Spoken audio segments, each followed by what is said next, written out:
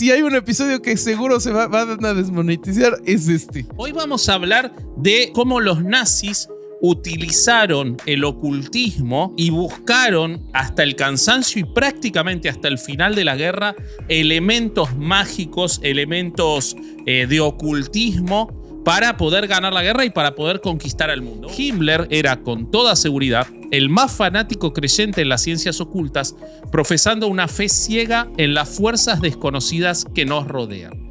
Si bien la mayoría de las sociedades eran respetadas, muchas estaban formadas por grupos extremistas que combinaban a partes iguales racismo, antisemitismo, teosofía y ocultismo. Las ideas estaban expuestas, y no solo eso, también eran bastante aceptadas por gran parte de la población. Sin embargo, todavía estaba el problema de la doctrina cristiana.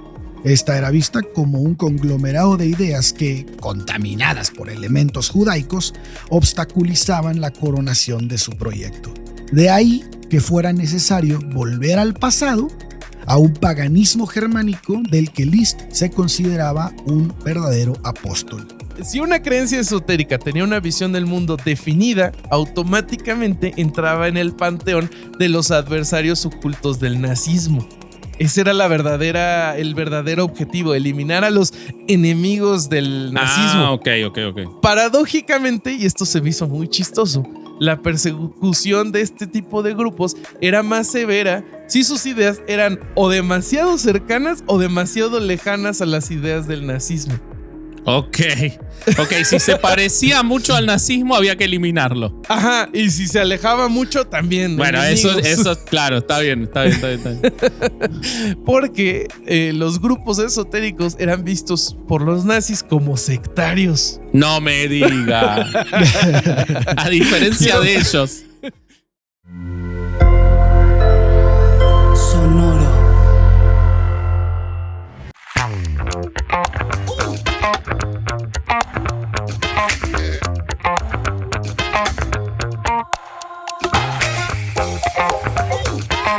¿Qué tal, mis estimados herejes? Bienvenidos a Herejes, el podcast, un espacio para conocer y discutir tópicos históricos, científicos, filosóficos, de actualidad y cultura popular desde el pensamiento crítico y la evidencia disponible, intentando siempre encontrar el humor y el punto medio. Bienvenidos, queridos herejes, a un episodio más de esta cosa que hacemos nosotros para ustedes, para que se diviertan y aprendan. Y qué bonito. Hoy sí les traje objeto de tamaño normal porque creo que se me había olvidado otros episodios. Traigo un desarmador de punta plana. Ok. Ponételo en toda la palma de la mano. En el culo, no. No. Ah, tremendo, boludo. Te mamaste, güey. Y es tenés industrial, dedos de desarmador, boludo. Sí, es cierto, mira. Terrible, pero chabón. Invertido. Ese sí. Terrible, no seas mamón, güey. Lo que debe ser un fisting de Bobby, ¿no? No mames, te mata, güey. No caminás derecho más. Vas a la silla de ruedas después. Horrible, Vasco, por favor, no. Déjame. Yo soy Bobby, amigos, ya saben, y les voy a presentar a mis amigos abogados del diablo sex symbols, comenzando por Alejandro Vázquez Azpilicueta, el Vasco. ¿Cómo estás, amigo mío? Germán Wirth. Estoy muy bien. Un chiste para tres personas que nadie va a entender. Perdón, público. Adelante. Así es, herejes. Un chiste para nosotros. Mira cómo se ríe el González.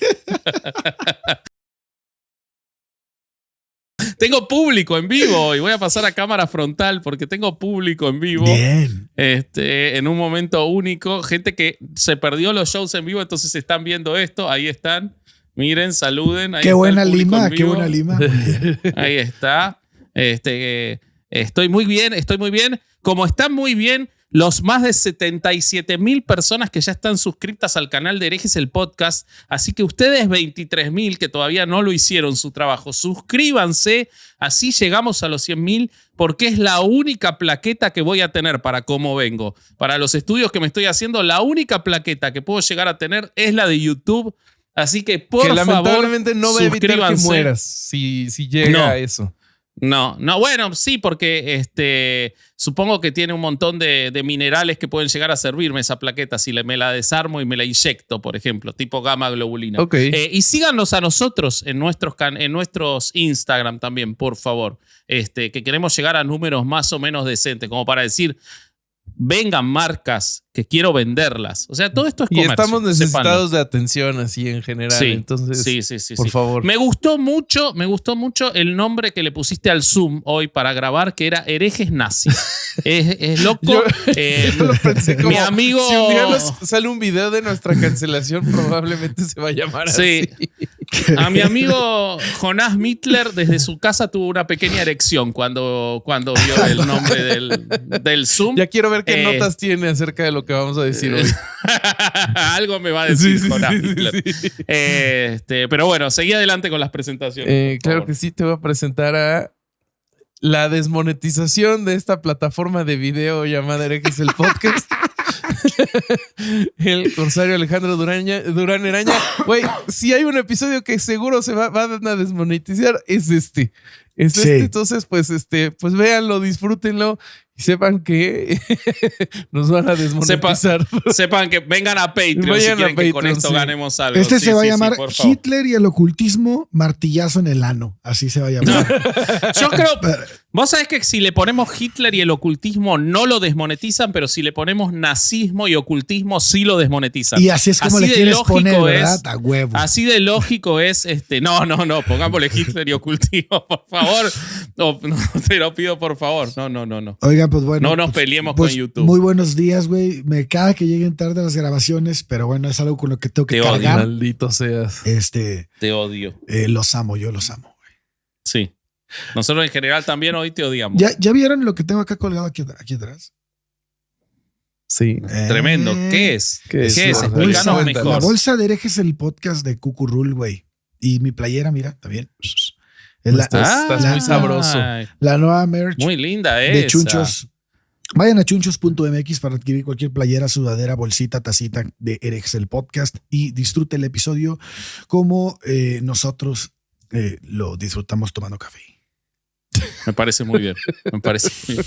Raro porque no estás vendiendo café, estás vendiendo chunchos, pero está bien, no importa. Vamos pero a dejar. estoy tomando el café que nos regalaron.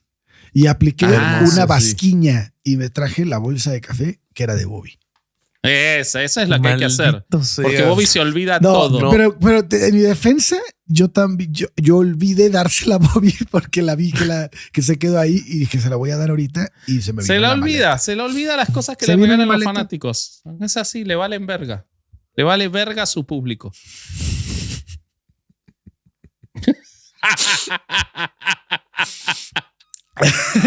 Ya, no voy a discutir.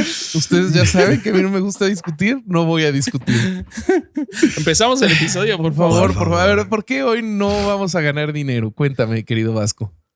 Yo creo que sí, porque lo vamos a hacer inteligentemente. Hoy vamos a hablar de algo que ronda mucho en la cabeza de mucha gente informada y de mucha gente conspiranoica. Hay un punto en común ahí, porque es un tema que tiene algo de realidad y algo de fantasía, que es cómo los nazis utilizaron el ocultismo y buscaron hasta el cansancio y prácticamente hasta el final de la guerra elementos mágicos, elementos de ocultismo para poder ganar la guerra y para poder conquistar al mundo. Algo que cualquiera que tenga nuestra edad o menos y haya visto las películas de Indiana Jones, sobre todo La Última Cruzada, lo tiene muy claro. La idea de la búsqueda del Santo Grial por parte de los nazis, todo eso tiene elementos fundamentados en la realidad. Oye, y que es Y algo que sobre ya hemos todo platicado, ¿no? ¿En qué? No me acuerdo. ¿Cuándo lo hablamos? De la búsqueda de... Ay, ¿cómo se llamaba este oficial nazi que lo mandaron? Creo que fue al Himalaya, ¿te acuerdas? Ah, claro, en el Ujú. episodio del Tíbet. Tenés toda la razón. Sí. En el episodio del Tíbet hablamos un poco de esas cosas. La realidad es que... No se había- llamaba Herman, no. Sí, no me acuerdo cómo se llamaba. Pero vamos a hablar de la búsqueda de una nueva religión, entre otras cosas, del odio al cristianismo, entre otras cosas. Y para eso yo les voy a contar, por empezar, de un personaje que es fundamental en todo esto, que es Heinrich Himmler. Pará, que te tengo que contar algo. No era todavía. No era no. Corsario. No era ahí, Caíste no era ahí. en la marca. Qué que no. naturales son tus Me dijo, intervenciones. tienes que decírmelo así. Yo lo dije hasta con el pinche acento, güey. Santa Bueno, madre. Henry Himmler, que como cualquiera que se haya interiorizado un poquito en la historia de la Segunda Guerra Mundial saben, era el líder de las SS, que era ese grupo paramilitar de fuerzas secretas de los... Exactamente. Tenía una relación con el ocultismo que resultaría fundamental para todo el movimiento nacional socialista alemán. El 1 de julio de 1935, él crea la Deutsches Ahnenerbe, o Sociedad de Estudios para la Historia Antigua del Espíritu, según explica el escritor José Lesta en su libro El Enigma Nazi.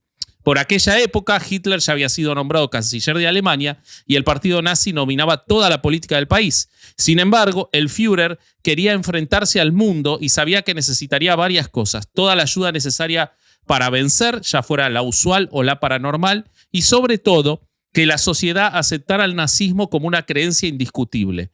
Ambas tareas serían encomendadas a esta nueva secta paracientífica. El encargado de crear la Ahnenerbe fue uno de los miembros del partido obsesionado con el ocultismo, el propio Henry Himmler, comandante en jefe de las SS nazis, un cuerpo de soldados de élite dedicados, entre otras cosas, a la protección de Hitler. Himmler era, con toda seguridad, el más fanático creyente en las ciencias ocultas, profesando una fe ciega en las fuerzas desconocidas que nos rodean. Ya en el poder, y cuando ya se hace líder de las SS, a los que él llamaba sus monjes guerreros, Himmler da la orden para la constitución de esta sociedad, inspirado, chachán, chachán, vamos a ver, Bobby, vamos a ver cómo sale esto, por Hermann Wirth, profesor holandés especialista en estudios del germanismo. Ok, ¿quién podría entrar en este momento a darnos más información del tema que estamos estudiando? Dios mío. Esperemos que haya una interrupción orgánica en este momento. Déjame te platico de dónde viene eso, güey, porque hay un ¿tenés pasado. información para este momento? No, tengo algo, güey, que te va a mamar, güey. Esto, lo bueno es que no lo planeamos, pero hay una historia detrás de todo esto muy interesante, porque los antecedentes, vieja, que son el origen de todos estos pinche corriente ideológica extraña, data de mucho tiempo atrás. Déjenles cuento. Ok, no me lo esperaba. No, yo sé, espera. Se supone que, Adolf Hitler tuvo diversas influencias, entre las que destacaban algunas personas y grupos en su vida. Sin embargo, a su vez, todas las influencias de Hitler tenían un pasado ideológico que ya venía cocinándose desde finales de la Gran Guerra. Nombres como el de Dietrich Eckart y la Sociedad del Thule son consecuencia de un pasado histórico que tiene sus bases en el ocultismo y el esoterismo. Bueno, pues en esta parte del relato nos vamos a adentrar en la historia detrás de estas influencias, lo enraizadas que estaban en la sociedad, que era producto del impacto político y social, consecuencia de la caída del Segundo Reich. En 1905, cuando la Ariosofía de Georg Lanz von Liebenfels fundó la revista Ostara, nombre que, dicho sea de paso, se le conocía a una antigua diosa germánica de la primavera. Mi papá guardaba copias de la revista Ostara en el baño. No. Las tenía, no. ¿Era esa? ¿Era la revista Ostara? No. Yo se las encontré a los 7 años. No sé si era esa. ¿Eran las del conejito? O? Seguro. Había diosas. Seguro había diosas alemanas. Germánica. Sí. Había diosas germánicas. Había diosas más latinas también. Había de todo. Y como era de primavera. No. Era muy prolijo. No había páginas pegadas. No recuerdo eso. Muy bien ahí. Muy bien. Bueno, pues el corte ideológico de Ostara era de carácter racista y antiliberal. Uno de sus pilares era advertir el peligro que representaban las razas inferiores para aquellos que se denominaban arios. Ajá. Una de las formas que servían para sostener este tipo de afirmaciones era justificarlas en toda clase de teorías ocultas e interpretaciones sesgadas de textos bíblicos y védicos, así como los proféticos versos de Nostradamus. Ok. Sí. Como apunte al margen, Ostara incluía una simbología por eso es que Vasco encontraba esta revista en el baño, sacada del culo, en la que abundaban runas, y ya en esos tiempos la esvástica, recordemos que las runas eran letras germánicas antiguas. Sí, después te voy a contar un montón de las runas porque Himmler estaba obsesionado con las runas. Bueno, la revista además atrapaba la atención de la audiencia con relatos pornográficos, en donde se exponían a mujeres germánicas cayendo en las garras de los libidinosos oscuros. O sea, era el cuento vaquero nazi, es lo que me estás diciendo. Exacto. Forma en la que Ostara se refería a los negros, eslavos y judíos, etnias que se encargaban de retratar como astutos y simiescos seres que, presos de su voraz apetito sexual, buscaban contaminar la sangre pura de los arios. ¡Wow! Detrás de cada publicación de la revista se hallaba el Ordo Novi Templi, que en español significa el Orden del Nuevo Templo, y que era una especie de secta iniciática fundada por Liebenfels. Cabe mencionar que este personaje de la historia se había formado como sacerdote católico, estudió teología en la Universidad de Viena. ¡Qué sorpresa! Pero había abandonado la orden sacerdotal para sumergirse en el estudio de las corrientes esotéricas y ocultas. Técnicamente, Lanz sostenía que la humanidad estaba dividida en dos grupos distintos: los arios y los que no eran arios. Okay. Según su visión... Yo después te voy a contar en mucho detalle, porque Himmler también estaba obsesionado hizo muchos estudios, de dónde viene el concepto ario, que es un invento, que no tiene ningún tipo de sustento. No, ¿en serio? Bueno, nada, no hay nada que justifique. Es un error, de hecho es un error de una interpretación lingüística. No es ni siquiera algo que parte del estudio del hombre, sino que es un error de una interpretación lingüística en el siglo XVIII. Pero después se los voy a contar en detalle. No, y además todo esto era una justificación para hacerla de pedo. Luego vamos a verlo. Sí. Jonás Mittler va a estar enojado con lo que dije recién, pero es así, Jonás, lo siento mucho. Según la visión de Lanz... Después les voy a explicar quién es Jonás Mittler. Sí. Que el otro día dijiste su nombre de real. Sí, me equivoqué. Fue lo que le mandé un mensaje diciéndole, güey, che puñetas. Bueno, según su visión, los arios eran descendientes de una raza superior y pura, mientras que los no arios eran inferiores y corruptos.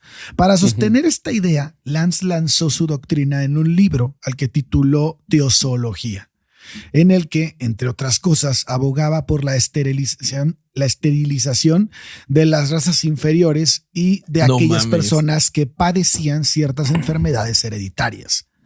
Ok. Una idea bastante Él lo planeó, Fujimori lo hizo en Perú. Así que hubo alguien que lo llevó adelante. Claro. Descendiente de japoneses, o sea que no estaba tan lejos de estas ideas de superioridad racial. Entonces... Una idea bastante distorsionada de lo que era en realidad la teozoología original. Y bueno, no es que esta tuviera mucha lógica, pero claramente la de Lanz había sido acomodada a su antojo para darle lugar a ideas racistas. Revistas como Ostara encontraban una gran demanda en Austria y Alemania debido a la situación política que estaban viviendo y al creciente número de eslavos y judíos que comenzaban a formar parte del imperio austriaco, y arropadas por la efervescencia nacionalista alemana que se había producido tras la unificación de 1871. La influencia que este tipo de publicaciones generaba comenzaba a funcionar como una amalgama social que unificaba cada vez más a los germánicos en un solo estado, algo que ya tenía nombre: la Gran Alemania. Si bien la mayoría de las sociedades eran respetadas, muchas estaban formadas por grupos extremistas que combinaban a partes iguales racismo, antisemitismo, teosofía y ocultismo. Una mezcla que daba lugar a una corriente conocida como la ariosofía. Una línea ideológica que defendía un glorioso pasado pagano ario llevado de la mano de líderes carismáticos dotados de poderes ocultos. Más respetado que Lanz era Guido von List, de quien Lanz se consideraba discípulo. Este era un ocultista que se había vuelto famoso por sus estudios sobre la adivinación a través de las runas y era líder de la sociedad List. Sostenía que la cultura alemana se encontraba amenazada por una conspiración judía internacional, situación que solo podía superarse con la guerra. Situación que muchos, incluso oyentes de herejes, siguen creyendo que es verdad. La conspiración internacional. Sí. Si no, vayan a ver los comentarios de nuestro episodio de judaísmo y cómo hay muchos que se indignan porque no contamos la conspiración judía internacional. Claro, güey. ¿Cómo se atreven? Que no existe. Se pasan de lanza. Pero bueno, para poder encarar este conflicto, tenían que cumplir con una serie de requisitos básicos, como estructurar un Estado fuerte y racialmente puro, dirigido por un líder que fuese la encarnación visible de la ley aria divina. Okay. En esta idea de Estado, solo los miembros de la raza ario-germánica tendrían derecho a la ciudadanía, Por los de las supuesto. razas inferiores quedarían Guácala. sometidas y excluidas de cualquier cargo. Entonces, las ideas estaban expuestas, y no solo eso, también eran bastante aceptadas por gran parte de la población. Sin embargo, todavía estaba el problema de la doctrina cristiana. Esta era vista como un conglomerado de ideas que, contaminadas por elementos judaicos, obstaculizaban la coronación de su proyecto. De ahí que fuera necesario volver al pasado, a un paganismo germánico del que Liszt se consideraba un verdadero apóstol. Ok. Es importante decir también que este tipo de teorías encontraban refuerzo constantemente en los textos de prestigiosas figuras de la cultura alemana como el compositor Richard Wagner. Judaísmo en la música de 1850 sería un ejemplo. También decían contar con una supuesta base científica de lo que decían, una herencia del conde Gobineau y el pensador británico Houston Stuart Chamberlain. Sí. Uno de los factores que dio fuerza descomunal a todos estos sentimientos fue sin duda la derrota de los imperios centrales durante la Primera Guerra Mundial, porque si bien muchas de aquellas asociaciones desaparecieron, las que subsistieron rápidamente se volvieron virales. Deseaban acabar con la República de Weimar, que había sustituido al caído Segundo Reich. Y que era un gobierno progresista. Así es. Y con los traidores de noviembre que habían apuñalado, entre comillas, al ejército por la espalda, es decir, socialistas, comunistas y judíos. Uno de aquellos grupos racistas llamado a tener una importante influencia en el nacimiento del nacionalsocialismo fue la bárbara sociedad de Tuli. Su nombre hacía referencia a lo que los geógrafos griegos consideraban la tierra más septentrional de todas las existentes, y que para los nacionalistas alemanes simbolizaba el origen nórdico de su raza. Inicialmente era una agrupación de investigación etnográfica, cuyo objetivo, según el registro de las sociedades de München, era el estudio de las antigüedades teutonas, y desde 1912 había publicado varios ensayos sobre la poesía nórdica. Su símbolo era la esvástica que coronaba una espada de hojas de roble, y sus miembros eran profesionales de las clases altas y medias. En esta gran lista de miembros había varios personajes de trascendencia importante en los años posteriores. El aviador y ariosofista Rudolf Hess, que más tarde va a ser el lugarteniente de Hitler. El militar y orientalista Karl Haushofer, ideólogo de espacio vital. El abogado Hans Frank, futuro ministro del Reich y jefe de gobierno general de Polonia. El ingeniero Gottfried Feder. Y uno de los ideólogos de la solución final también. Así es. Coautor del programa del Partido Nacional Socialista. Y el ideólogo Alfred Rosenberg, autor de El mito del siglo XX. Aunque la sociedad de Tuli inspiraba y apoyaba económicamente a diversos grupos de extrema derecha, no se decidió intervenir directamente en política hasta principios de 1919. Algunos de sus miembros, como los periodistas Hermann Hesse o Karl Harrer o el cerrajero Anton Drexler, unieron pequeños grupos que tenían para fundar un nuevo partido. Es que se tenía la llave para resolver todo. Que sería el Partido de los Trabajadores Alemanes, el DAP. En él agregaron ciertos elementos de corte socialista a la ideología pangermanista de Tuli, con el fin de acceder a un mundo obrero, un mundo que les era muy ajeno a ellos. Unos meses después, un joven veterano de guerra llamado Adolf Hitler se afilió que representaba al partido. claramente vos lo ves y él representaba claramente esa figura que vos nombrabas hace un rato del líder ario, que tuviera todas las características de la superioridad racial. O sea, si vos decís, vamos a buscar al elemento que defina la superioridad racial aria, es este petizo austríaco morocho, claramente era él. Claro, totalmente. Fueron a agarrar al güey más incel que pudieron. Sí. Pues este cabrón pronto tomó las riendas del poder y lo transformó en el Partido Nacional Socialista de los Trabajadores Alemanes. Pero antes de que esto ocurriera, fue en el DAP donde conoce a Dietrich Eckart, un destacado miembro de la Sociedad de Tuli, periodista, poeta, dramaturgo y un borrachazo de profesión que dirigía el semanario antisemita El Buen Alemán. Este personaje, a quien muchos años más tarde Hitler le dedicaría el segundo volumen de su libro Mi lucha, fue una de las personas que más influyeron en su vida. No obstante que murió 10 años antes del ascenso del partido nazi al poder. Fue el primer editor del periódico El Observador del Pueblo, donde podía externar sus ideas de odio antijudío que posteriormente desarrollaría de manera más profunda en su libro De Moisés a Lenin, un diálogo entre Hitler y yo. Y, al parecer, le dotó a su aprendiz de autoridad frente a su gente al pronunciar lo siguiente: seguir a Hitler, él bailará, pero yo he compuesto la música. Le hemos dado los medios para comunicarse con ellos. No me llores, yo habré influido en la historia más que ningún alemán.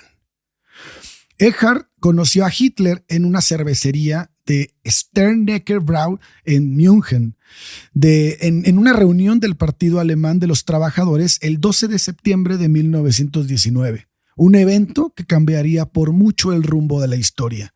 Eckart lo introdujo a la sociedad, le enseñó a comportarse a la altura en los círculos exclusivos de empresarios para que se ganara su apoyo, así como perfilar sus ideas y elaborar sus mensajes de una manera adecuada.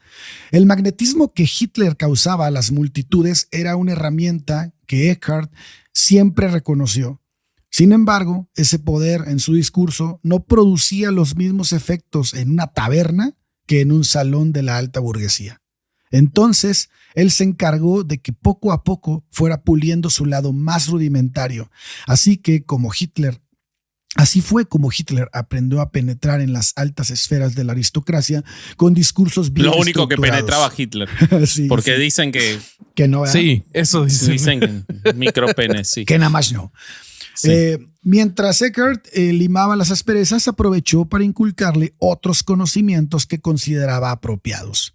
Hitler fue siempre consciente de lo mucho que le debía y, posiblemente, sin Eckart, su carrera política habría tomado un rumbo distinto.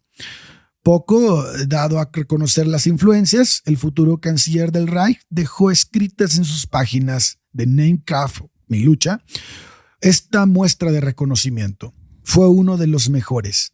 Dedicó su vida al despertar de su pueblo con su pluma, sus pensamientos y finalmente sus actos. Sí, de hecho vos me lo mostraste en tu casa porque tenés varias copias de Mi lucha. Sí. Y lo vimos en tu casa ahí en ese salón. Se me hizo raro que tuviera un altar para él, ¿no? Sí, viste ese salón oscuro. Es re difícil leer además, porque la única luz que sale es la de la esvástica y es roja.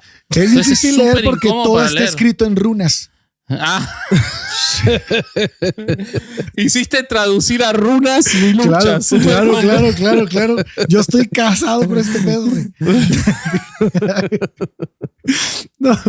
Bueno, pues no hay constancia de que Heinrich Himmler hubiera pertenecido a la Sociedad de Tuli, pero sí se sabe que trabó una amistad con algunos de sus miembros. Totalmente. Cada vez más interesado por la astrología y la videncia.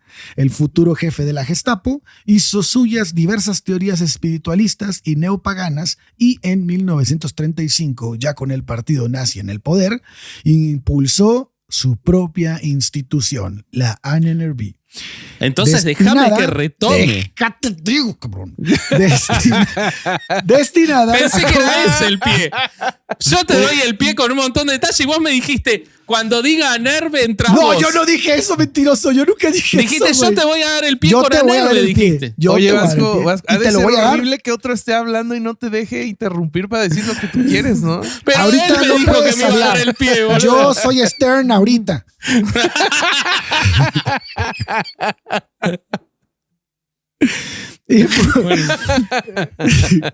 Impulsó su propia institución, la ANNRB, destinada a confirmar sus principios de superioridad racial aria. Pero yo hasta aquí los dejo en las sabrosas manos de mi Vasco de Oro. Eran 3 palabras. Y no me dejaste terminar, perro. Todo precoz, Vasco, así de ya. Sí, güey, ya. Ahorita voy yo. Es que no sé cuándo me voy a morir. Tengo que apurarme, muchachos. Bueno, entonces, permítanme que retome. Y les decía que cuando Himmler conoce a Hermann Wirth, que es en 1934. Ahora el corsario empieza de vuelta porque nombré a Hermann Wirth. Lee todo de nuevo. Déjate, cuento algo, güey. Hermann Wirth estaba viviendo en Alemania, era holandés, pero estaba viviendo en Alemania en la casa de Johann von Leers, que era un propagandista nazi ya desde el inicio, estamos hablando de 1934, y era uno de los prehistoriadores, es decir, de los que contaban toda esta historia pagana anterior a la historia oficial, decían ellos, más controversiales de Alemania. Después de haber examinado los símbolos de arte tradicional frisio, él se convenció de que representaban la supervivencia de una antigua escritura usada por una civilización nórdica prehistórica. Wirth creía que esta escritura era el lenguaje escrito más antiguo que existía y que había sido la base de otros escritos antiguos. Él también pensaba que si llegaba a descifrarlo podría aprender la naturaleza de la antigua religión de la raza aria, pese a que esta creencia entraba en contradicción con toda la concepción de los académicos del pasado y los contemporáneos, que ya durante la década del 30 se habían dado cuenta de que las escrituras más antiguas del mundo eran las de la Mesopotamia y las de Egipto, y que el norte de Europa solo había desarrollado su propio alfabeto, las runas, bajo la influencia de la escritura etrusca entre el 400 a.C. y el 50 después de Cristo. O sea, no había ningún elemento que sustentara lo que decía Wirth. Wirth, al intentar explicar la falta de evidencia arqueológica o histórica de esta antigua civilización nórdica tan avanzada que él se había sacado del culo, afirmaba que los arios habían evolucionado de una patria ártica hacía 2 millones de años antes de establecer su sociedad avanzada en una tierra en el Atlántico Norte que se había hundido en el mar y que era la famosa Atlántida. O sea, no hay evidencias. Fuente de los deseos. Sí. No hay evidencia porque salieron. Salieron de la Antártida y después se hundieron, pero créanme, dijo Wirth. Por supuesto, las ideas de Wirth eran rechazadas y ridiculizadas por todos los arqueólogos, pero a Himmler le gustaron, porque, como bien cuenta Alejandro, le daban sustento a todo esto que venían creando los antisemitas en todos estos textos muy anteriores, de los cuales efectivamente, Ale, Himmler no había participado en esas sociedades de Thule ni nada, pues no tenía ningún tipo de eminencia cultural él. Él se construye a partir de estos contactos. O sea, para Himmler, más allá de las convicciones que puede haber tenido de lo oculto, que no dudo que las tuviera, fueron un elemento político muy fuerte para crecer. O sea, él sabía que si él se pegaba a estas ideas iba a quedar en el favor de Hitler, que Hitler sí venía convencido con todo esto. Bueno, Himmler odiaba el cristianismo, estaba muy interesado en construir o en descubrir una religión precristiana del norte de Europa y creía que una religión pagana moderna, modelada como ellas, podía reemplazar al cristianismo como la principal religión del pueblo alemán. Entonces, el primer departamento que se crea de esta institución, de la Annenberg, es organizado directamente por Wirth y prestaba particular atención al estudio del antiguo alfabeto rúnico que tanta importancia tenía en la simbología del nazismo. De hecho, tal era la admiración por el lenguaje rúnico que escogió como símbolo para la Annenberg uno de estos emblemas que era el de la vida. Tras la formación de la sección dedicada al estudio de las runas, crean otras más. En 1936 se constituye el Departamento de Lingüística. En el 37, la investigación sobre contenidos y símbolos de las tradiciones populares, y un año después el de Arqueología Germánica, que es el que le da la base, por ejemplo, a todo lo que es las películas de Indiana Jones que nombrábamos hace un rato. Okay. Porque este instituto, el Departamento de Arqueología Germánica, es el que se va a hacer famoso por sus extrañas expediciones. Algunas de las expediciones, la verdad que no puse todas porque son un montón, pero algunas de las expediciones que realizan son: en 1937, o sea, apenas creado, Gustav Rieck, un nazi que se autodenominaba arqueólogo, lidera excavaciones en la antigua fortaleza de Hünenberg y en Baden-Württemberg, antigua fortaleza que había sido descubierta muchos años antes. Rieck se centra en el túmulo funerario conocido como Hochmichele, donde encontró la cámara funeraria principal, pese a que esta ya había sido saqueada en la antigüedad. O sea, él no fue el primero en descubrirla. Sin embargo, en sus inmediaciones él descubre otra tumba que incluía un rico mobiliario funerario que ellos empiezan a adjudicar a religiones prehistóricas, pero en el 39 se interrumpen estas excavaciones por los inicios de la guerra. En Finlandia también se recluta a investigadores, en particular a Frio von Grönhagen, para buscar sobre los escritos del folclore de Kalevala. Exploró rituales paganos y rituales folclóricos en Karela para determinar si había paralelismos entre los indoeuropeos y los finlandeses, para establecer si tenían un mismo origen, porque vieron que ellos dicen que los arios venían de la India y que de ahí habían llegado los antiguos arios. Suecia. Cosa que iba completamente en contra de todos los descubrimientos arqueológicos hasta por ese supuesto, momento, ¿no? Está y hasta hoy sacado de la nada. Sí, en Suecia, un lugar que les interesaba mucho, por supuesto, porque la población era lo que ellos querían que sea esa población. Es que son hermosos. Aria superior. Yo quiero ser así. Todos queremos ser suecos, todos. Después de una presentación de diapositivas el 19 de febrero de 1936 de su viaje a Bohuslan, una región en el sureste de Suecia, el propio Wirth convence a Hitler para que lanzara una expedición a Suecia financiada por la NENERVE. Bohuslän era conocido por su enorme cantidad de grabados rupestres de petroglifos que Wirth creía que eran la evidencia de un antiguo sistema de escritura anterior a todos los sistemas conocidos. Himmler para esto nombra a Wolfgang Sievers, director general de la expedición, y la verdad, no logran mucho porque no le dan mucho presupuesto, porque ya Wirth se había gastado la mayoría del presupuesto en estupideces. En puras pendejadas. Hacen el viaje, dura 3 meses, comienza en la isla alemana de Rügen, luego va hacia Vacca, el primer sitio del arte rupestre registrado en Suecia. Y a pesar de la existencia de escenas que mostraban guerreros, animales y barcos, Wirth se obsesiona con las pocas runas que había, que él decía que eran un alfabeto prehistórico. En realidad no se sabe si no eran simplemente dibujos o líneas para acompañar los dibujos rupestres. Wirth hace interpretaciones de los sistemas, de los significados de los ideogramas tallados en la roca, como un círculo dividido en 2 por una línea vertical que para él representaba un año y un hombre de pie con los brazos levantados, que para él era el Hijo de Dios. Es decir, había dibujos rupestres con símbolos bien fáciles de identificar, él los descarta, toma las líneas y círculos que había y dice que eso era el símbolo del Hijo de Dios. No, también llegando a la conclusión que él ya se había preplanteado.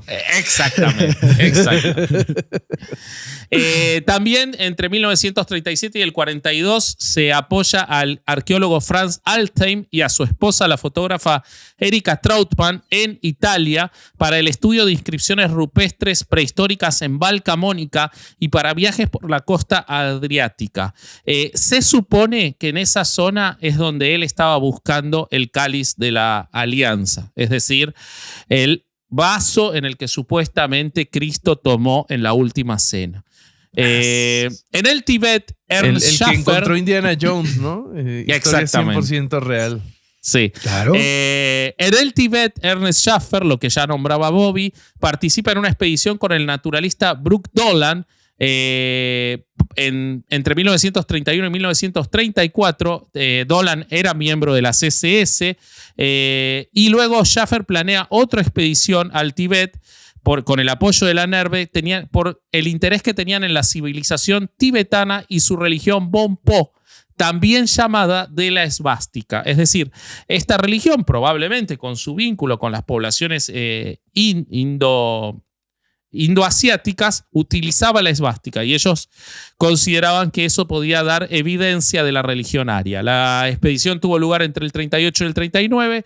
Se recogieron numerosos datos geográficos, etnológicos, antropológicos. Vamos, antropológicos, culturales y médicos. Recuperaron material faunístico, florístico y artístico y se tomaron miles de fotografías. En el Cáucaso realizaron muchas actividades, principalmente en la zona del monte Elbrus, también buscando runas, buscando construcciones de los godos, que ellos decían que eran arios. Se encontró un maletín, esto es muy bueno. En el verano del 2015 se encontró un maletín con los emblemas de la NERVE, con un extraño cráneo no humano, un anillo y un uniforme nazi y unos 200 cuerpos de soldados alemanes que habían quedado sepultados en una luz. Es decir, la expedición salió como el orto, perdieron 200 soldados, que apareció eso en el 2015. Se encontró un mapa detallado entre esos restos de la operación Edelweiss, en la cual se buscaba subir al monte Elbrus, la montaña más alta de Europa, con el cuerpo de montaña de la Wehrmacht, muchos de los cuales eran los muertos, buscando elementos de estas antiguas religiones pre-europeas o precristianas, perdón. Bueno, todo esto también fue abandonado por la guerra. Y después están las expediciones canceladas, que son muy divertidas porque ellos querían ir a Bolivia. Esto fue una idea de Edmund Kiss, que ya había viajado a Bolivia en 1938 para estudiar las ruinas de los templos de los Andes, porque decían que había una similitud con las antiguas estructuras europeas, lo que indicaba que habían sido diseñadas por migrantes nórdicos millones de años antes. Totalmente, si uno ve a la población boliviana, claro, se ve iguales. claramente la ascendencia nórdica. Son idénticos. Uno lleva a un boliviano a Suecia y no tiene ni que usar pasaporte. O sea, entra perfecto, ¿no? Disimula perfecto. Bueno, también afirmó que sus hallazgos respaldaban la teoría del hielo mundial. La teoría del hielo mundial es muy buena, que afirmaba que el universo se originó a partir de un choque cataclísmico entre bolas gigantes de hielo y masa brillante. ¿Ok? Arthur Ponsansky, otro investigador nazi, también apoyaba esta teoría y había investigado o quería ir a investigar el sitio llamado Tiwanaku. Tiwanaku. Bueno, sí, ese es muy conocido, güey. Sí. También querían explorar el lago Titicaca, tomar fotografías aéreas de antiguas carreteras incas que creían que tenían raíces nórdicas. Y a fines de agosto del 39 la expedición estaba por embarcarse, pero tuvo que cancelarse por la invasión a Polonia. ¿Ok?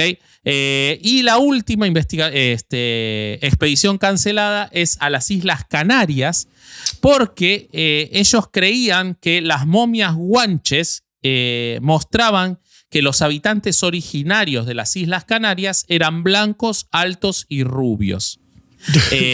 Y ellos creían que probablemente las Islas Canarias eran restos de la Atlántida descrita por Platón.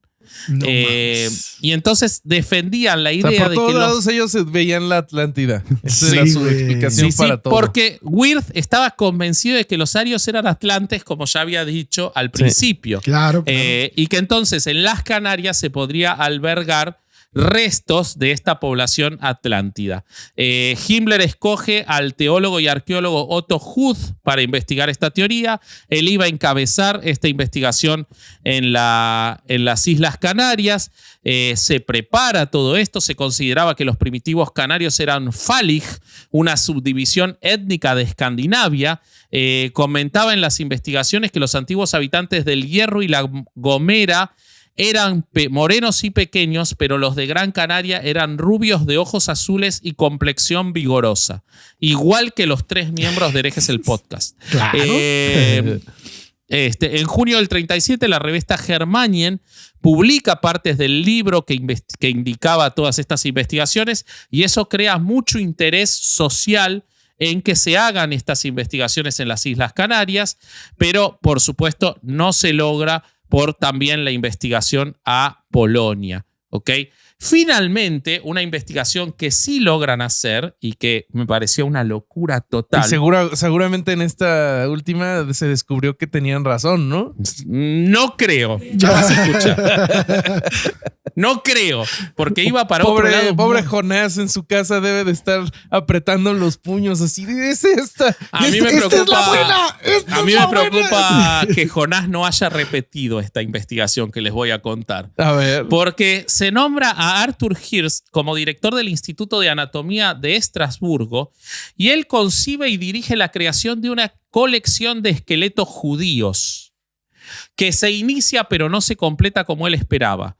Llevaba a cabo experimentos con cadáveres, colecciona cráneos humanos. Él quería crear una colección de calaveras de judeo-bolcheviques como parte de su investigación sobre la raza. Según él, la raza judía estaba a punto de ser extinguida y quería reunir una colección de ellos mientras aún hubiera tiempo. ¡Hala, qué hijo de puta!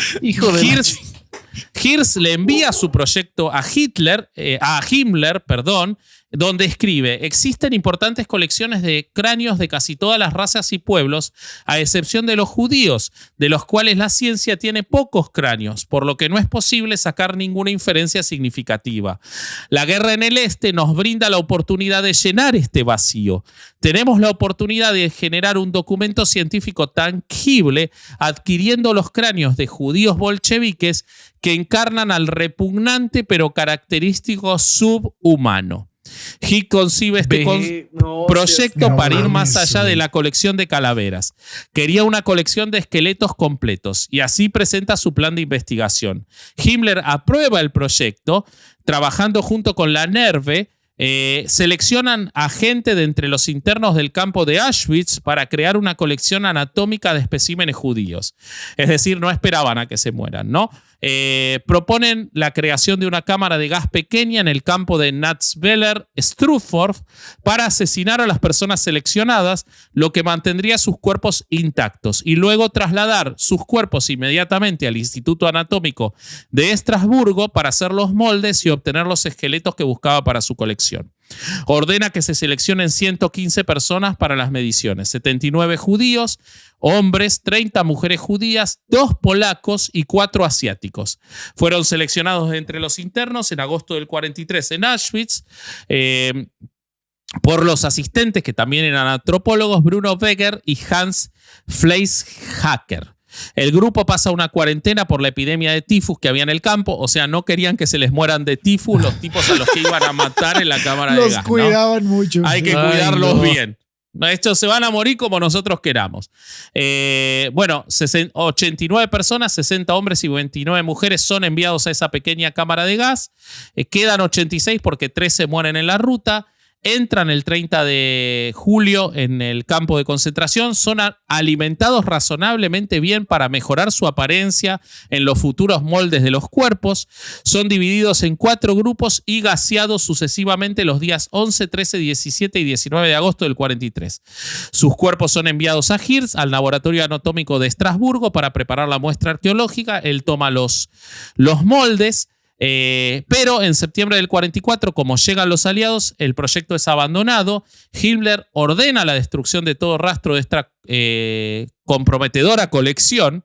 La orden no se cumple, no se pudieron tomar los moldes, no se prepararon los esqueletos. Entonces los aliados encontraron los cadáveres y restos parcialmente conservados en formaldehído de 86 personas en el laboratorio de Estrasburgo. Madre mía. Tremendo. Todo esto por pseudociencia y creencias religiosas absurdas. Esto es de esas cosas que cuando ahora la gente dice, es que X país son como los nazis. como que te hace pensar. No tienen idea de lo que están diciendo. Como que no, me suena que no. Sí, no, decirle. No, pero también es un antecedente de cómo ideas sacadas del culo pueden ocasionar movimientos tan grandes, güey. Eso sí. O sea, Totalmente. Está cabrón. Si no, miren las mañaneras. Bueno, no todas las secciones de Ahnenerbe tuvieron la misma repercusión. Hubo algunas exitosas y otras no. Una de las más exitosas era la rama ocultista llamada sección esotérica, que estaba a cargo de Friedrich Gissler y Wolfram Sievers. Su objetivo principal era destruir al cristianismo y dar forma a una religión propia del nazismo. Una de las consignas subterráneas del régimen nazi era eliminar progresivamente la influencia que para el pueblo alemán tenían los ritos de la Iglesia católica. Para ello, la organización disponía de sus mayores y más conocidos personajes dentro del ocultismo nazi. A Friedrich Gissler se lo llamaba el sumo sacerdote. Se sabe poco de la vida de este maestro de lo paranormal, pero las investigaciones coinciden en que era temido por todos los oficiales alemanes.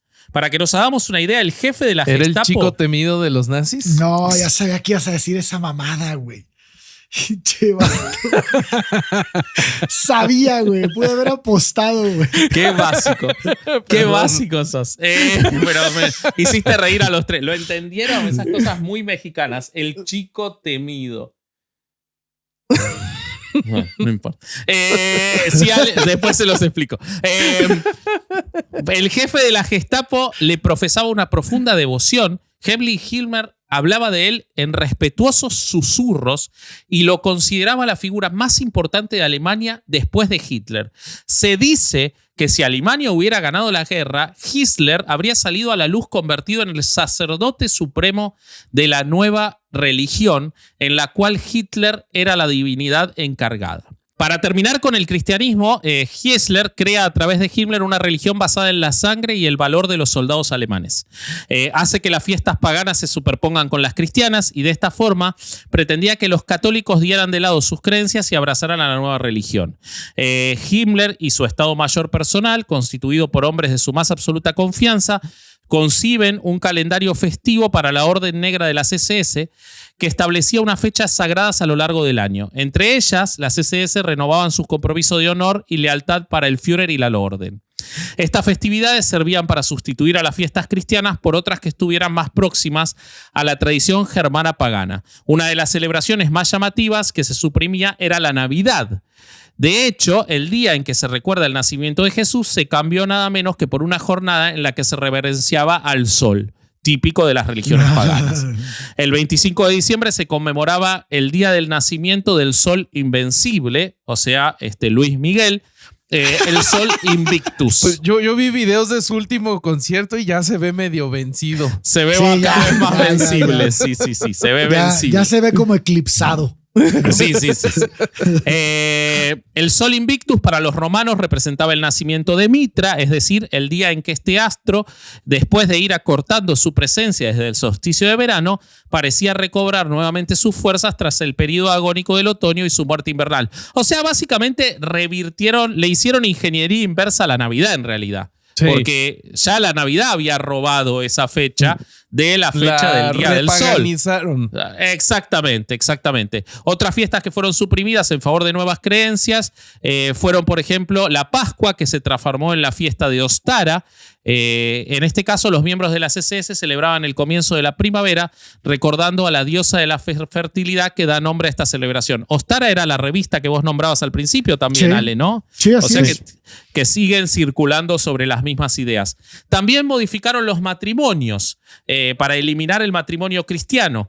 Pedían que fuera sustituido a favor de una ceremonia creada por los nazis. Hay filmaciones que muestran cómo se llevaba a cabo esta celebración. Había una sala en la que se celebraba la ceremonia, presidida por una gigantesca bandera negra con una S rúnica grabada en plata. Previamente, los cónyuges habían realizado su matrimonio civil y en el curso del acto oficial, el propio Himmler les entregaba pan y sal, símbolo de la tierra y la fertilidad para los paganos. ¿Te casaba Himmler? ¡Wow! Bueno, en este video que se encuentra, que es de la CSS, sí. te casaba Himmler. Para que se celebrara la unión, primero tenían que demostrar la pureza de sangre, es decir, que ambos eran alemanes. Los regalos del matrimonio, nunca podía faltar una copia de Mi lucha, de Hitler, y tras cumplir todos estos preceptos, podían vivir felices en el Reich. Oye, Ale, ¿tenemos algún dato de cómo es que hacían esta verificación de la raza aria, güey?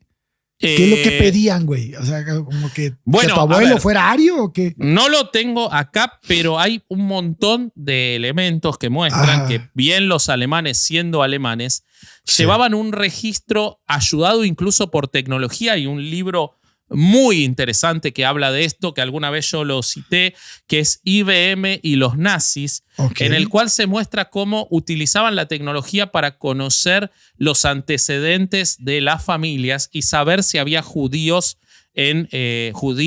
gitanos, eslavos, en los antecedentes de las familias. ¿Me estás diciendo que los nazis revisaban tu historial, tu árbol genealógico, tal cual lo hacen los miembros de la lonja en San Luis Potosí para poder ser parte del club? Sí. No eso te estoy mames. Okay. Solo que la lonja sigue existiendo, ¿no? Sí. Bueno, entonces, otros de los ritos que eliminaron fue el bautismo y los rituales previos a la muerte. ¿Ok? Pretendía que se extendieran para toda la sociedad, los empezaron haciendo la SS, la extraña forma de dar el último adiós y el bautismo. En el primero, el hijo de un afiliado a la Orden Negra se le hacía entrega de una medalla con signos rúnicos y se pronunciaba la fórmula de ingreso del bebé a la comunidad de las SS. Y para los rituales previos a la muerte había oraciones en una extraña lengua que no se sabe si es una extraña lengua que fue interpretada o que fue inventada por Wyeth, que reemplazaba los rituales de la extrema unción. ¿Okay? De hecho, hay registros de que estas oraciones en la extraña lengua fueron leídas y repetidas por prisioneros de los tribunales de los juicios de Nuremberg. Por ejemplo, Sievers, que había sido uno de los líderes de la SS y de todos estos grupos de investigación pagana, decían estas oraciones una y otra vez, hincados de rodillas, mientras estaban esperando la condena en su contra. ¿Ok? O sea que existen los registros por parte de aliados de la existencia de estas oraciones de la muerte. ¿Ok? Oye, pero acabo de caer en cuenta de una cosa. A ver. Sí. Por ahí había leído alguna vez de que una de las cosas que puede hacer que te detengan en un aeropuerto para una revisión especial es que tengas tatuajes de runas. Entonces, mira. como que ya me cayó el 20 de que es porque podría ser que eres un neonazi. No sabía eso, Sí. boludo. No seas mamón, güey. Sí. O sea, o si cualquier tatuaje que como de germánico te puede hacer que te detengan en un aeropuerto. No sabía eso, boludo. No sabía. O sea que si tenés tatuado Hitler, por ejemplo, también sería bastante evidente. Okay.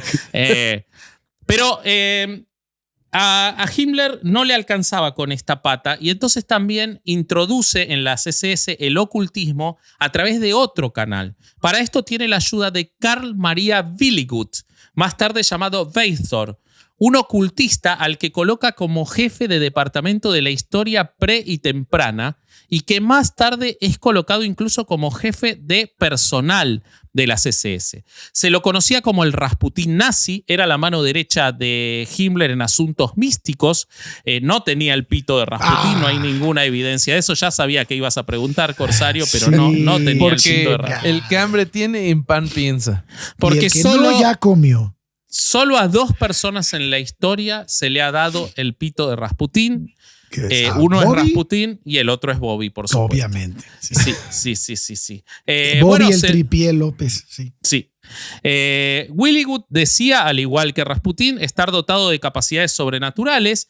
Llevaba aún más lejos sus ambiciones que el propio Rasputín. Decía provenir de un linaje secreto de sabios nórdicos, pese a que antes de ingresar en las filas de la Orden Negra había estado ingresado en un psiquiátrico, según el informe de sus médicos, por padecer esquizofrenia, episodios psicóticos y delirios de grandeza. Su historial estaba lleno de puntos oscuros y además de sufrir alcoholismo crónico, había sido acusado de maltratar a su esposa y a sus hijas. Ello no impidió muchos eran muy pedotes, ¿no? Sí. Bueno, son alemanes, ¿no? Eso no impidió que se convirtiera en una especie de gurú dentro de los círculos nacionalistas alemanes y austríacos. Su fama era tal que llegó a oídos de Himmler, que lo pone como su número 2. Willygood transmitía sagas nórdicas a la CSS, muchas de ellas surgidas de su propia imaginación, aunque aseguraba que eran fruto de una suerte de visión remota. Esto le alcanzaba a Himmler para que lo pusiera a diseñar anillos de la muerte que lucirían los guardias negros de la CSS y que los dotaba de un significado místico. Él también estaba obsesionado con las runas que utilizaba en los ejercicios paganos que les hacía realizar al ejército. Con esto lo hizo comprar y reacondicionar el castillo de Wewelsburg, que pasó a ser la sede de la CSS y de toda la investigación mística y oscurantista. Para esto siguieron la batalla nórdica conocida como Batalla del Abedul, según la cual en un inminente enfrentamiento entre el este, compuesto por los infrahumanos, y la Gran Alemania, lo único que saldría indemne sería este castillo. En el interior de sus gruesos muros, que aún siguen de pie hoy y que hoy se ha convertido en un museo que muestra el terror de la CSS, se llevaban a cabo extraños rituales de corte espiritual dirigidos por Willygood. Willygood consultaba a Himmler sobre muchos aspectos, como la participación en el diseño de los Tonenkonfring, que eran unos vestuarios que se utilizaban en estos rituales, y los anillos usados por los miembros de la CSS, que tenían una calavera y runas. Al castillo de Wevenburg, que fue elegido entre 20.000 palacios que había en Alemania por ser el único triangular. El inusual castillo se alza en lo alto de una roca que domina el valle de Alme. Fue construido en el siglo XVII para los príncipes obispos de Paderborn. Himmler firmó un contrato de arrendamiento de 100 años, o sea, era muy optimista Himmler, porque quería tener un castillo donde pudiera reunirse con sus más altos líderes de la CSS. O sea, fíjense cómo las CSS prácticamente se manejaban de manera alternativa a Hitler. Fíjense el poco contacto que había entre Hitler y la CSS en todo esto. Le habían dado una autonomía muy fuerte para todo ese trabajo. Su idea era transformarlo en un centro clave de ideología, consolidar el estatus de élite de la CSS en la sociedad alemana y garantizar que la organización mantuviera su pureza y valores compartidos. El castillo también guardaba una curiosa estancia dedicada a venerar los restos de sus miembros, o sea, eran enterrados ahí. Se hallaba la Sala de los Muertos, que era un recinto abovedado y circular que albergaba en el centro una pira y en los muros 12 habitáculos en los que se ordenó que se levantaran 13 alturas a lo largo de una gruesa mesa de piedra. Se hizo para el momento en que un miembro del tan restringido círculo dejara este mundo. Entonces se debían colocar sus cenizas en la correspondiente urna encima de uno de los altares, justo después de que el escudo de armas del fallecido fuera prendido fuego en la pira del centro. ¿Okay? En el techo de la bóveda, justo encima de la pira, se puede ver todavía una esvástica y 4 aspilleras con las que el humo del ritual fúnebre tenía que ascender, formando una columna que pudiera verse desde afuera. ¿Ok? ¿Quieren que les cuente, para que no se haga más largo esto, para Patreon, la idea del inicio de la raza aria? Híjole, sí estaría buenísimo, güey. ¿Quieren que dejemos para Patreon la idea de cómo surgió la raza aria? ¿Les parece bien? Bueno, muy bien. Buen hook. Entonces, voy a dejar todo esto para Patreon y ahora se los cuento cuando terminemos. Pero sí les voy a contar, si quieren saber cómo se originó la idea de que existe una raza aria, vayan a Patreon. Pero sí que les voy a contar que como resultado de la convicción de esta raza aria, se estimulaba a los oficiales de la SS para que fecundaran solo mujeres escogidas bajo el patrocinio de gobierno a fin de crear una raza de señores. Experimento que condujo a una generación de huérfanos porque los oficiales de la SS embarazaban a muchísimas mujeres escogidas que después no tenían padres, por supuesto. El historiador Michael Davis ha comentado que la historia del mito ario demuestra el poder de la fe sobre el conocimiento. Es posible que en la actualidad oigamos hablar más de cáucasos que de arios, pero la esencia y los errores de la fe en la supremacía blanca perdura. Himmler, además, tenía una obsesión con los antiguos guerreros germánicos. Entonces había elegido el área del cuartel general no por casualidad, sino porque se suponía que en las inmediaciones del castillo se encontraba el bosque de Teutoburgo, donde las tribus germánicas habían derrotado al ejército romano 2000 años antes. Para Himmler, las tribus germánicas eran la cultura más superior, según dice el historiador John Stuck. Para él y para las SS era muy importante tener estos lazos con el pasado porque podían decir somos similares a los guerreros germánicos. También estaba obsesionado con la época medieval, en particular con el primer rey alemán, Enrique I, fundador de la dinastía sajona y conquistador de las tierras en el este. Una hazaña que los nazis querían repetir. Entonces, para que el castillo pareciera más medieval, Himmler ordenó que le quitaran todo el yeso de los muros y que se construyera un foso alrededor del castillo. Era un chico, era un nene armando castillos en la arena, ¿no? Haciendo un fuerte para él y sus amigos. Sí. Él lo imaginaba como el nuevo Camelot, con todo y una mesa redonda como la del rey Arturo, alrededor de la cual se sentarían 12 oficiales de las SS elegidos para que sirvieran como sus seguidores. Él lo llamaba el centro del mundo. Por supuesto, todas estas construcciones eran hechas por esclavos. Para eso hizo construir un campo de concentración al lado, el campo de Niederhagen, que albergaba a cerca de 4.000 personas. Aproximadamente la mitad de ellas murieron como resultado de las condiciones de vida inhumanas y los abusos de las SS.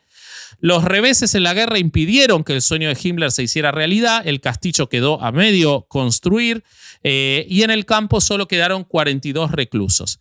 En 1945, Himmler, con la derrota en puertas, ordena destruir el castillo. Las tropas de las SS intentan volarlo. El fuego destruye grandes partes de la edificación. Y los 42 presos restantes son rescatados por las tropas estadounidenses y son quienes dan evidencia de todo esto que se ha contado. Solo quedaron del fuego, algo importante, 2 habitaciones. La cripta, que ya les conté, y una tumba separada con 12 pedestales espaciados alrededor de las paredes circulares con la esvástica. Y otro espacio relacionado con la ideología de las SS y la supremacía racial, que parecía haber sido la capilla del castillo y que se utilizaba para rituales paganos. ¿Okay? En abril de 1945, cuando la guerra ya había terminado, Himmler intenta evitar su castigo negociando con los aliados. O sea, miren qué valiente era Himmler. Sí. A cambio de la rendición quería inmunidad. Los aliados se niegan al trato, lo ponen en la lista de criminales de guerra más buscados. A huevo. Él, con una identidad falsa, el 22 de mayo del 45 intenta escapar, pero soldados británicos lo detienen en un control fronterizo con Suecia. Lo delatan sus nervios y su pasaporte recién impreso. Himmler es enviado a un campo de detenidos para ser interrogado. Da a conocer su verdadera identidad, pero durante un chequeo médico muerde una cápsula de cianuro que llevaba en la boca y un cuarto de hora más tarde fallece. Y es enterrado en una tumba anónima en el brezal de Luneburgo. Así que esta es la historia de uno de los principales ocultistas de Alemania, además de un asesino cruel y un terrible hijo de puta. Pero bueno, Bobby, escúchame, esto estaba extendido en todo el nazismo estas ideas ocultistas? Pues fíjate que no. De hecho, en la población general sí había algo de creencias esotéricas. Por ejemplo, muchísima gente consultaba el horóscopo, asistían a lecturas de mano, de runas, pero no era prevalente en toda la población. Más o menos de las fuentes que encontré, un 30-35% de la población era quien tenía estas creencias. Ahora, ¿cómo asistían a lectura de manos si gaseaban a todos los gitanos en los campos de concentración? No, pero esto era antes anterior okay. A lo más gacho del nazismo, pasaba esto. Y... Ay, güey, me perdí con el chiste pendejo. Idiota. Te odio. Porque nunca hacemos chistes, entonces te perdiste. No, es mi culpa, es algo rarísimo. Es la primera vez que hacemos un chiste en herejes y te perdiste. Te pido 1000 disculpas. No. Volvimos a la temporada 1. Completamente mi culpa. Entonces, odio el fútbol. Bueno, existían estas creencias desde antes, pero no era generalizada en la población. Por ejemplo, los trabajadores ¿Qué dijo ahora este pendejo? No mames, un lente de contacto.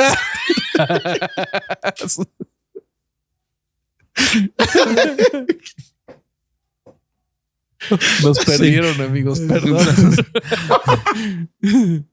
Lo lamento mucho, pero seguí adelante, por favor. Te digo que, por ejemplo, estas creencias no llegaban mucho a los trabajadores, porque pues ellos a la hora de votar y así tenían una tendencia un poquito más como socialdemócrata, entonces eso los hacía alejarse del esoterismo. Pero los nazis encontraron que esta podía ser una muy potente herramienta, como lo hemos estado platicando hasta ahorita, y en muchas ocasiones incluso se aceptó a los ex líderes de diferentes grupos de ocultismo para formar parte del partido con la condición, y esto no lo hemos mencionado hasta ahorita, de que tenían que dejar sus antiguas organizaciones esotéricas. Porque los integrantes del movimiento nazi le tenían miedo a ciertas doctrinas y asociaciones del ocultismo, ya que podían llegar a retar la unidad de una comunidad, cito, racialmente unida, liderada por el Partido Nacional Socialista. Entonces, habían opositores al ocultismo. El problema es que la oposición o desacuerdo con estas creencias dentro del partido nazi no se podía expresar abiertamente. ¿Por qué? Pues porque los top dogs, ellos sí creían en esto. Entonces, si ibas y le decías a Hitler, oye, mano, yo creo que estás diciendo pura mamada, pues no era buena idea si querías seguir vivo. Pero pues habían otros oficiales de muy alto rango que pues no participaban activamente o no respaldaron este tipo de mensajes. Por ejemplo, muchos de los opositores al esoterismo nazi se encontraban en la SD, que es la, y disculpen mi alemán, Sicherheitsdienst des Reichsführer. ¿What? ¿Qué dijo? ¿Qué cosa? ¿Qué cómo? ¿Qué? O sea, qué bueno que dijeron SD. Qué bueno que eligieron las iniciales, boludo. Que es el Servicio de Seguridad del Reichsführer, que es era una subdivisión de la SS de inteligencia. O sea, una parte todavía más exclusiva. Sí, claramente vimos que en la SS no había inteligencia. Eso lo acabamos de ver en el análisis anterior. Lo que pasaba con esta disidencia en contra del ocultismo es que iba a estar controlada por diferentes oficiales nazis, como Rudolf Hess, por ejemplo. Claro. Quien era el Stellvertrer des Führer, o sea, el segundo al mando del partido nazi. Además, él era el protector de los esfuerzos antroposóficos nazis con rango más alto. Y esto se complica, o sea, este choque de ideas se complica porque también por ahí andaba Martin Bormann, que fue un funcionario nazi bastante prominente y era un colaborador de Adolf Hitler muy, muy cercano. En teoría, él era un subordinado de Hess, pero por la cercanía con Hitler tenía muchísimo poder. Ok. Él era más pragmático y era más administrativo, entonces no se metía con esta parte de las creencias, pero sí está confirmado que en realidad él estaba opuesto a las organizaciones ocultas y todo este pedo del que... Sí, estos tipos, por lo que yo alguna vez leí, consideraban que todas estas ideas ocultistas estaban retrasando la guerra, perjudicando el avance. Exactamente.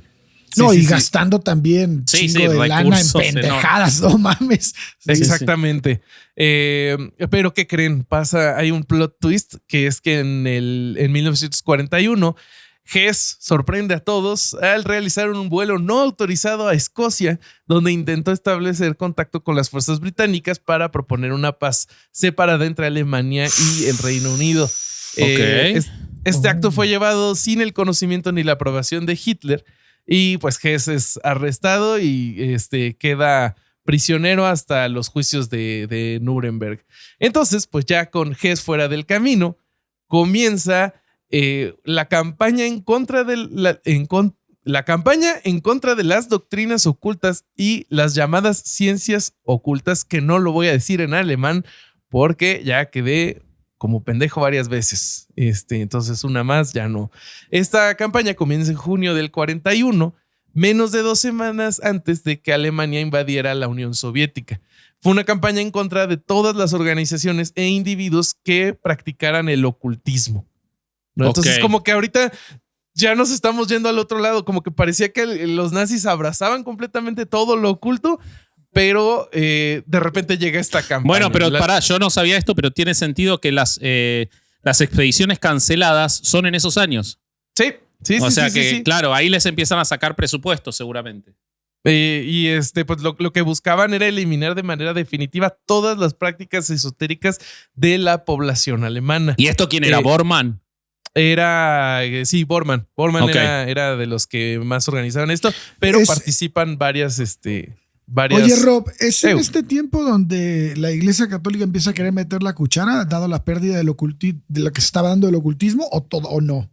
Yo no encontré nada de eso. Yo encontré. Ahorita lo voy a ir explicando. Pero porque pues, amarraría muy bien, ¿no? Pero no sé si es en ese tiempo. Según yo, no va por ahí. Ahorita lo comento y vemos de tu lado a ver qué tal cuadra. Pero mira, lo que buscaban, te digo, eliminar este tipo de creencias. Y en la mira específicamente tenían a la antroposofía. Era de las organizaciones más perseguidas. La ira de la SD, la Gestapo y sus aliados como Bormann y Goebbels también persiguieron a los miembros de la teosofía, ariosofía, astrólogos, parapsicólogos, videntes, curanderos, lectores de runas y más. Bueno, en eso, o sea, voy a tener un punto de acuerdo con un par de jerarcas. No me saquen esto de contexto, pero no está tan mal perseguir a esa gente. Ahorita te voy a decir por qué no vas a estar tan de acuerdo. Ok. O sea, si una creencia esotérica tenía una visión del mundo definida, automáticamente entraba en el panteón de los adversarios ocultos del nazismo. Ese era el verdadero objetivo, eliminar a los enemigos del nazismo. Ok. Paradójicamente, y esto se me hizo muy chistoso, la persecución de este tipo de grupos era más severa si sus ideas eran o demasiado cercanas o demasiado lejanas a las ideas del nazismo.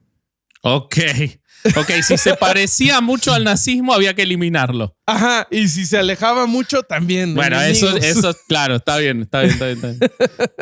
Porque los grupos esotéricos eran vistos por los nazis como sectarios. No me diga. A diferencia de ellos.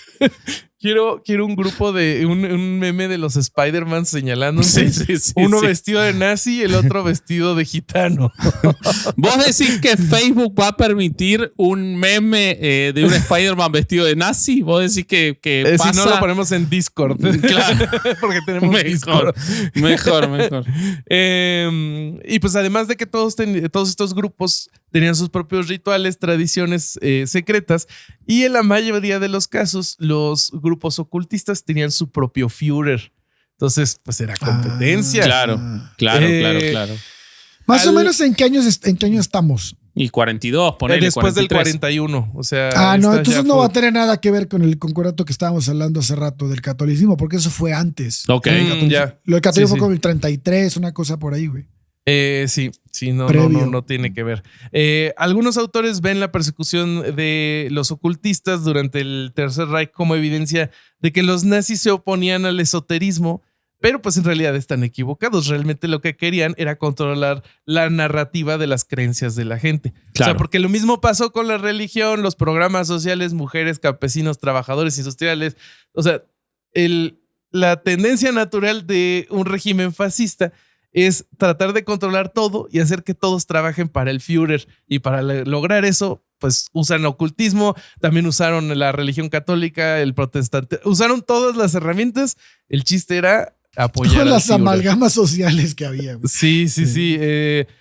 Por lo tanto, su hostilidad hacia el ocultismo no era total como lo era contra el comunismo, por ejemplo. O sea, lo que sí se logró asimilar, por ejemplo, lo de la raza aria y todo esto dentro del imaginario del nazismo, eso no fue perseguido. Fueron perseguidos los grupos separados. Claro. Encontré otro opositor que se opuso al ocultismo, pero desde el lado de las ciencias, una figura medio polémica, porque pues, fue un científico que trabajó dentro de la Alemania nazi, que es Werner Heisenberg. No sé si han escuchado de este señor. Tiene una serie, ¿no? Bueno, sobre él se basa el nombre Heisenberg. Pues mira, él fue un físico alemán que realizó contribuciones significativas al desarrollo de la mecánica cuántica. Él en realidad no es un defensor activo del esoterismo nazi y no hay evidencia de que haya respaldado o promovido abiertamente estas creencias. Lo que pasa con él es que él tiene diferentes descubrimientos y trabajos en donde él no usa para nada ninguna de estas ideas que traían los nazis. Por ejemplo, él desarrolla la mecánica matriarcal, gana un premio Nobel por el premio Nobel de Física en 1932 por la creación de la mecánica cuántica. Pero lo que más iba en contra del esoterismo es el principio de incertidumbre que desarrolla Heisenberg. Es quizás la contribución más significativa que contradice la visión determinista clásica de la física. Este principio establece que ciertos pares de propiedades como la posición y el momento de una partícula no pueden medirse simultáneamente con una precisión arbitraria. Esta noción desafía la idea que el estado futuro de un sistema puede determinarse con precisión a partir de su estado actual y refleja la naturaleza probabilística inherente de la mecánica cuántica. O sea, está muy complicado, la verdad, pero esta como negación del determinismo o algo que iba completamente en contra del determinismo, pues le daba medio en la madre a varias de las ideas que traía el esoterismo nazi. Okay. Entonces, no se opuso activamente, pero desde la ciencia logra bailar desvirtuarlo. Desvirtuarlo. Y pues es una figura polémica pues porque trabajó para los nazis, pero desde la ciencia hizo esto. Sí. Entonces, hay una obra de más o menos teatro muy interesante, que ahora no me acuerdo cómo se llama, que habla sobre todos los descubrimientos de la física y que desembocan en los primeros avances sobre la bomba atómica o sobre la división del átomo, Heisenberg es uno de los personajes de esa obra. Es muy interesante. Ahora después voy a buscar cómo se llama para las fuentes. Justo sobre la bomba atómica, una parte de la controversia de Heisenberg es que parece que él se hizo pendejo y entonces como que no le dio al Tercer Reich las herramientas para poder crear su propia bomba atómica. Bueno, bien por Heisenberg. Controversial. Es controversial esta información. O sea, Heisenberg sí nos lo podemos tatuar o tampoco para pasar por un control aduanero. Depende cuál, el de Breaking Bad o Werner Okay. Heisenberg. Claro, capaz hacemos el de Breaking Bad. Yo igual no me puedo tatuar nada porque me desangro y me muero, así que no sé para qué estoy hablando. No de lo tatuaje. haga, compa. No lo haga. no. Pero bueno, esos son los pocos opositores que tuvo el Qué ocultismo. interesante. Bueno, muy bueno. Oficial de Muy los bueno. nazis. Ahora, nunca, o sea, uno se da cuenta cuando escucha todas estas cosas, no había ninguna forma de que gane el nazismo. Estaban re locos, boludo. Sí. Y así todos estuvieron cerca, ¿eh? Así todos estuvieran cerca de ganar. Es increíble, boludo. Pero sí eran ideas bien sacadas del culo, ¿no? O sea, Mal, como que, mal, ¿y cómo mal. le iban a hacer después si la mayor parte de la población del mundo no era blanca? Iban a matar Es que es a todos eso, a güey. la Por ejemplo, chingada, ¿o qué? si tú ves al Imperio Romano, porque todos los hombres pensamos en algún momento en el Imperio Romano, pues cuando iban conquistando, integraban esas provincias al imperio y de ahí sacaban Como Genghis Khan soldados. también, güey, sí. Y entonces, Yo pues, creo que su plan hubiera sido, bueno, ahora que triunfamos vamos a ser más abiertos y seguramente le hubieran dado grado de segundo orden a esas poblaciones, pero las hubieran utilizado porque las iban a necesitar para todos los justo. productos y Y todo. pero no las puedes presionar mucho, porque si las presionas mucho, pues eran un chingo y te armaban un cagadero, ¿no? Ujú. O sea, Sí, Ujú. totalmente. Sí. Totalmente. Pero bueno, a quienes vamos a presionar es al público, porque necesitamos que el 2024 sea el año de herejes en Patreon. Entonces, los vamos a presionar para que se suscriban a Patreon. Pueden escuchar el origen de la supuesta raza aria, que lo vamos a grabar ahora a inmediata continuación. Pueden escuchar cómo sigue avanzando el podcast de Alejandro Durán sobre TDAH. Pueden escuchar los relatos de Caro Hernández Solís, que están buenísimos. Pueden escuchar mi parte del proyecto de los shows en vivo, que a mí me se dieron grabó. ayer un cómic cristiano y lo voy a revisar. Eso, Bobby va a revisar en Patreon un cómic cristiano. Excelente, cada vez hay más contenido en Patreon. 2024 es el año de herejes en Patreon. ¿Y qué más, Corsario? ¿Sabes qué? También deberían de presionar el botón de suscribirse en el canal. Eso. Suscríbanse en el canal. ¿Y qué más se puede comprar de herejes, Corsarito? También pueden adquirir todos los productos que tenemos con Chunchos en su página chunchos.mx. Aquí una prueba, una bolsa y la playera nueva de Herejes el Podcast, como sudaderas, tazas y demás.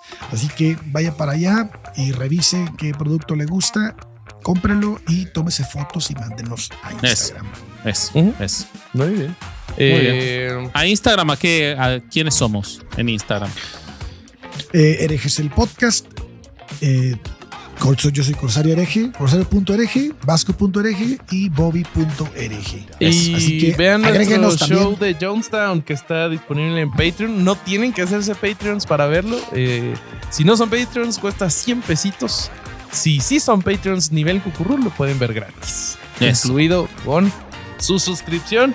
Y pues vámonos, porque este fue otro domingo de no ir a misa y escuchar Herejes el Podcast. Adiós. Venga, vámonos. Adiós.